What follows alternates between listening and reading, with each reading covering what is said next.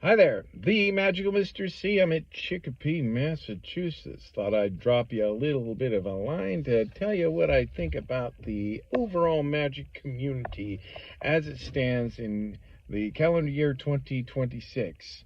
Probably the same as it's always been since it first started. Here's what I'm talking about. Now, I've been doing magic since I was about 5 years old. I was heavily influenced by my uncle, who also was an amateur magician. But I learned my craft not by attending magic clubs because of two things. The first was that I didn't know about any local magic clubs in my area because I was always moving all the time. As a child, we weren't just moving across town, we were moving to different counties. And so we never really settled in any one place long enough for me to even know about any local magic clubs. I'll give you an example. In a period of 5 years as a child, that we moved 7 times, and we're not just talking, just like I said, across town, but literally across different counties. So I was always the new kid on the block, always the new kid in school. We're always having to adapt. And it wasn't that my folks needed to move, it's just that my mother liked moving. She just didn't want to settle in any one spot. She didn't want to really have any kind of roots for whatever reason. I don't really know. We didn't have any decisions on that matter. The second was that even if we did have a place where we settled and had roots, I wouldn't have been able to go anyway. My parents didn't want to take me to any of these kind of extracurricular activities. They just weren't interested in doing that. So the way I learned magic was through the School of Hard Knocks. What I mean is this: I had to do the training via books and charts, and also by performances of magic shows, paid or otherwise. Well, here's why that was a reality. It was all I had. We didn't have video technology mainstream like we do today, or even 30, 40 years ago. We really didn't have that. We didn't have, I mean, we had television, we had radio, we had newspapers and such, we had books, but we didn't really have video technology like we have it readily accessible now, especially with the advance of the internet and such.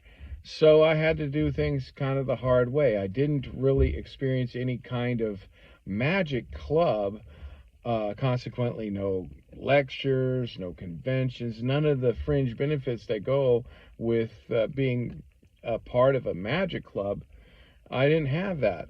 Not a bit. The only kind of camaraderie that I had with other magicians were other kid magicians that were doing shows. That's all. And I would run across them every so often when I went to amusement parks or when I went other places where magicians were there. And that was my experience. Well, I eventually got involved with a magic club over in Oregon. I was still pretty young at that time. I guess I was in my late 30s, early 40s, and so that was kind of my introduction into the magic clubs. And it was a really nice experience. And if you're wanting to know what Magic Club is all about, if you're a magic enthusiast, or if you're a hobbyist or an amateur magician, if you're a semi-professional magician, or a full-time professional magician just happens to be available to come to a Magic Club meeting or two, or you're a retired professional magician, magic clubs are a really great way to have a camaraderie. And the subject matters are very, very diverse, from anything from the latest, greatest tricks to the movers and shakers in the world of magic. So I highly recommend that if you're able to do that. Personally, I am at a point where I can't do a lot of that. And even if I were able to do a lot of that, I have a lot of social anxiety. So half the time when I'm there, I'm thinking, am I doing it wrong? Do I look silly? Am I being silly? I just got a lot of social anxiety. So that's kind of my challenge. When I broke into the business, again, I tried to get feedback from my magic clubs, the clubs that I attended. I attended more than one. I attended at least 4 at that time, 4 or 5. And yeah, I guess you can call me a club junkie back then. I attended a lot of those magic clubs, and I'd asking the same question over and over ad nauseum. How do I become a full-time professional magician? Not a one of them can answer my question, not even the old timers that had retired years ago. They really didn't know how to answer my question. Are you sure you want to go into this? Oh, there's really not a future. I mean, oh, look at me, I'm flat broke. The excuses were numerous. Oh, there's no future, and oh, you're wasting your time. Oh, so much money involved in it. Oh, da da da da da da da. Not that they were wrong in that assessment, but I didn't get the answers that I needed to get to really come up with why they thought that way, or why it's such a horrible, rotten idea. So I thought that maybe I can get some answers at the McBride Mystery School, and I was not disappointed. Here's how that worked. Big shout out to Jeff McBride. A big shout out to the Mystery School in Las Vegas, Nevada. If you haven't had a chance as a magician to attend the McBride Mystery School, I highly recommend it. It's well worth the investment. Trust me on that. So I went to the McBride Mystery School back in '07. And I asked them because they asked, what would you like us to teach you? And I said, I want, number one, a shakedown of my abilities. And the second is that I want you to guide me into how to be a full-time professional magician. And I also added, don't be kind, be realistic, be honest, be brutally honest with me. Even if you've got to be rude, be honest with me. And they did not disappoint at all. They delivered handily. And what I mean is that they definitely gave me a shakedown of my abilities. They said that my showmanship was terrible. Even though I took theater classes when I was in high school. And Jeff McBride says, did you ever take any theater? Did you take any kind of acting or any of that kind of stage showmanship training? I said, yes, I did in high school. He says, then why aren't you using it? I never thought of that.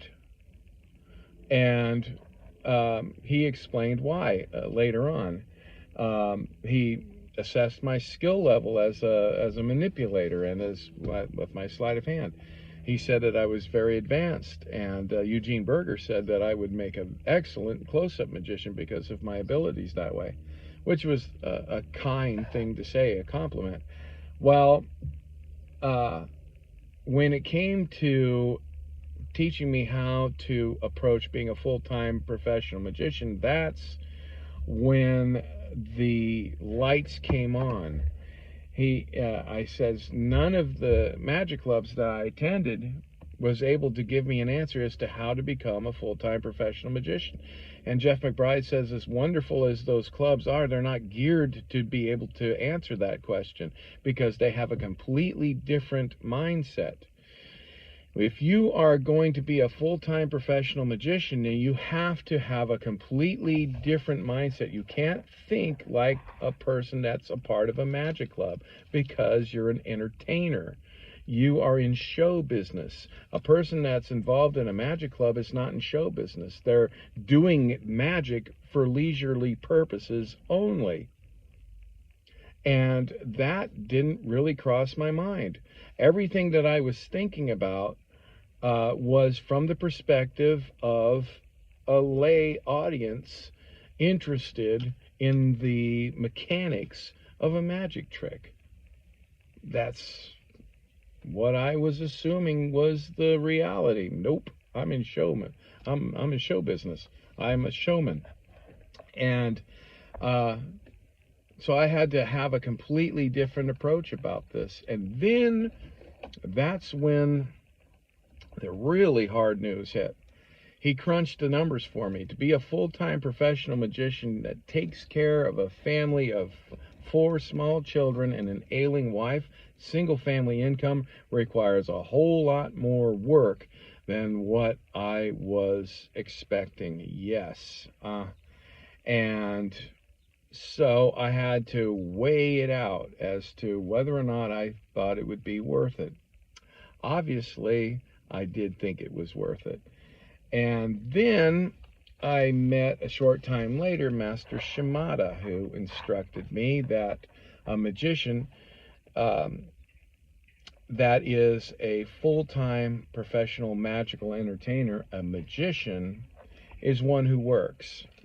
And so don't turn your nose up to work, even if that work isn't in Las Vegas, or if it isn't in some sort of name recognition location, a place where you can really pad your resume. You need to work, no matter what it is. It could be a birthday party or a series of birthday parties. It could be a senior retirement community. It could be in a school. It can be in a used car lot. It can be anywhere. It can even be in a funeral home. Oh yes, it runs the gamut. Magic entertainment runs the gamut. And if you are a professional magical entertainer, you have to work. And he says, you're a magician, you work. And I took it to heart. And so to answer the question as to my relationship with the magic community in terms of joining magic clubs and that kind of thing, I haven't had the time because I've been working. And even if I did have the time to attend, I would struggle simply not because of the community of magicians. No, it's not that at all. It's my own personal insecurities on that. So I hope that gives you sort of a peek into my worldview, as it were. Anyway, if you liked the video, please hit that like and subscribe if you're new to the channel. My name is The Magical Mr. C. I'll talk to you later. Bye.